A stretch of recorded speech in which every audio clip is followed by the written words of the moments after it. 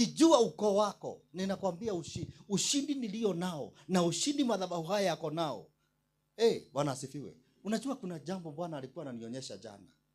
Kaniambia ni vita gani nimeshindana.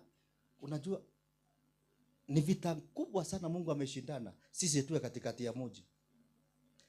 Na kanisa zote katika maneno wazee walioweka msingi huu walisema virabu ni sawa, lakini si kanisa center. Na hata kanisa zote ni vita kusimama Tumaini Center. Hata sisi tumejaribiwa na kila vita imeshindikana kwa sababu ya ukoo wetu. Kama hatungekuwa na tumetoka katika ukoo wenye uwezo, tungekuwa tumeondolewa. Si pesa, si kila kitu kimetolewa tuondolewe. Si kuchomwa kwa hii nyumba, si kila kitu. Lakini sisi ni wa ukoo wa tofauti. Tuko na ushindi kwa sababu ya ukoo tuliotoka. Haleluya. Na leo ninatangaza katika jina la Yesu Kristo, kwa sababu ya huo ukoo, watu ambao uko hapa na wale unanitazama, vita vyako vinafika mwisho kwa sababu ya ukoo wako katika jina la Yesu Kristo. Haleluya. Kuna watu kwa sababu tu ya kuelewa ukoo wako. Bwana asifiwe. Kuna watu unasikiaga nitaondoka church ama, lakini kwa sababu damu yako inakuvuta unasikia mimi ni wa hii, hata kama kuko namna gani mimi ni wa huu ukoo. Bwana asifiwe. Ukoo wetu ni tofauti. Haleluya. Ukoo wetu ni tofauti. Ukoo wetu ni tofauti. Na ukoo wetu unafanya makuu katika mataifa. Mahali watu wote wameunganishwa na baba yangu wanafanya makuu. Hata sisi ninajua tunafanya makuu katika jina la Yesu. Sisi si watu wadogo. Usikai angalia ati mjengo ambao tuko nao tuangalie sisi si wadogo. Ninajua ukoo nimetoka. Yesu alikuwa anajua ukoo ametoka. Na niposa neno la Mungu aliyeumba mbingu na nchi anakubalia introduction ya New Testament ifanyike kupitia ukoo wa Bwana wetu Yesu Kristo. Haleluya. Daudi aliyekuwa na huko kichakani, pengine hakuwa anajua ya kwamba ukoo wake ni wa Abrahamu, lakini kwa sababu ya kujishikanisha, kusimama na agano alilokuwa nalo, sasa anapewa nafasi ya kwamba watu wengine wote wanaondolewa. Anaitwa Abrahamu, Bwana asifiwe, na Daudi na Yesu Kristo. Haleluya. Ama Yesu, Daudi na Abrahamu. Situone uaminifu wa Mungu ya kwamba mimi ni mwana wa Alfluka. Unaposimama usema ya kwamba mimi ni mwana, juaga ukoo wenu ni nani. Na mtu asikawahi kuja, yani imagine nikute mtu akiharibu jina la ukoo wetu. Wewe tutakosana. Bwana asifiwe. That's why huwa tutetei dini, lakini tunatetea ukoo wetu. Mimi ni wa nani? Mimi ni nani na mimi ni wa nani? Hiyo ukijua, kwani si mapepo yanajuaga? Si alikuta wana wa Sekefa wakamwambia Paulo tunamjua, Yesu tunamjua, nyinyi ni nani? Wao hawakuwa wa huo ukoo wa Yesu. Bwana asifiwe. Walikuwa ni wana wa makuhani, lakini hawakuwa wamejishikanisha na Kristo Yesu. Hivyo hawakuwa wameingia katika ule ukoo. Ni vizuri kuelewa jinsi ya kuingia kwa ukoo wako. Haya sio madhabahu unakujaga tu ati kukuja Sunday ndio utoe 50 yako umeikunja hivyo. No, hebu jiulizage, na hiyo kile nilifanya. Nilikwambia mimi hata nisijue, lakini hayo madhabahu ulitoa dhabihu yako yatakunenea siku moja. Yatakutetea. Yataongea. Bwana asifiwe. Yes, mimi nimewaambia nilitaabika sana kujiunganisha na hayo madhabahu. Lakini kwa sababu hata katika shida nilijiunganisha. Nilipoenda huko South Africa yalinikubali. Yalikuwa amekataa pesa zetu, si ndio? Yalitutesa. Tuliteseka barabarani kwenda na kila kitu. Lakini tulipofika tulitoka tukiwa tumekubalika kwa sababu madhabahu yametukubali.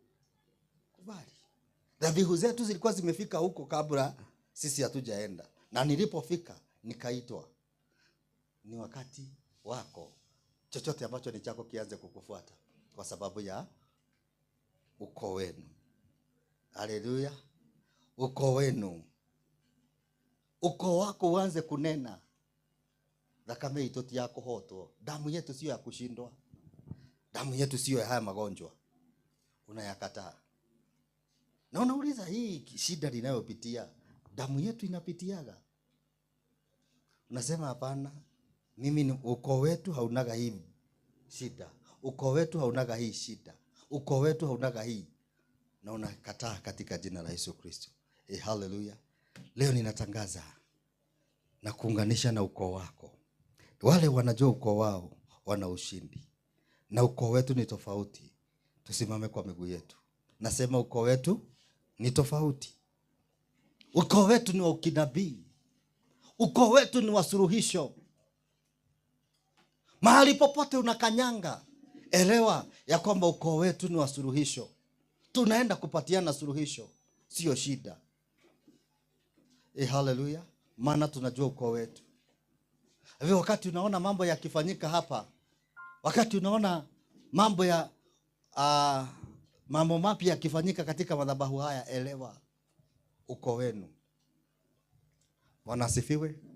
Ya kwamba kile Mungu amekuwa akifanya, hata tunapotoka nje, hata kwa jamii yenu, kuna watu Mungu atakuwa akikwambia ongelesha huyu.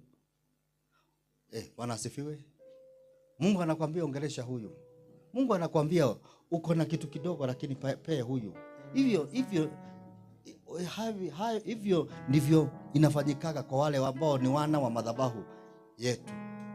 Mungu anaweza kukunenea kuambie fanya hivi, usifanye hivi. Haleluya. Si Mungu atusaidie. Si mwambie Bwana ni asante. Mwambie Bwana nisaidie kuelewa demand ya ukoo wetu. Haleluya. Kile kinachohitajika na ukoo wetu. Kile kinahitajika na ukoo wetu. Mimi nilikuwa ninakaa hivi, ninaona watu wakiwa na hizi badge kwa baba yangu. Ninazitamani. Na wakati baba yangu aliona, yani kile unatamanigi na katika ukoo wenu. Wakati baba yangu alinilocate, alisema amependa badge yenye nilikuwa nimevaa.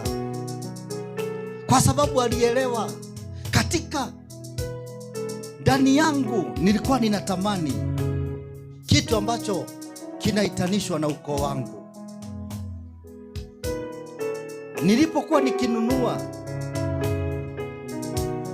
nilikuwa ninajua, nilisikia kitu kizuri nimefanya, kwa sababu nilielewa ni cha ukoo wangu. Leo hii nimeona ushindi mkubwa kwa sababu ninaelewa ukoo wangu. Leo kuna watu Bwana atawaingiza kwa ushindi. Leo kuna watu Bwana atakutetea kwa sababu ukoo wako unaongea mambo tofauti. Lesa kalondia bayanta la babozia. Nasema ukoo wetu unaongea mambo tofauti. Ukoo wetu unaongea mambo tofauti kanisa. Ukoo wetu unaongea ushindi. Ukoo wetu katika ukoo wetu kuna uponyaji tena mkubwa. Zepola zikata la babozia. Ukoo wetu una upendo. Ukoo wetu una huruma. Sisi tuna ukoo wa kitofauti kanisa. Lesha payando lobozika. Rese telebozia. Wacha neema ya ukoo wako ifanye kazi juu yako.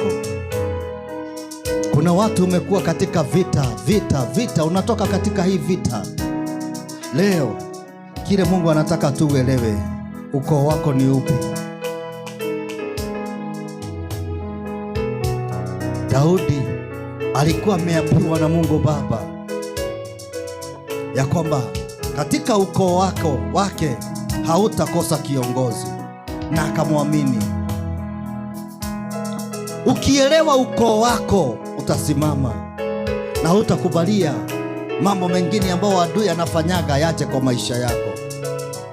Reka zoto lobotika Jehova. Leta sata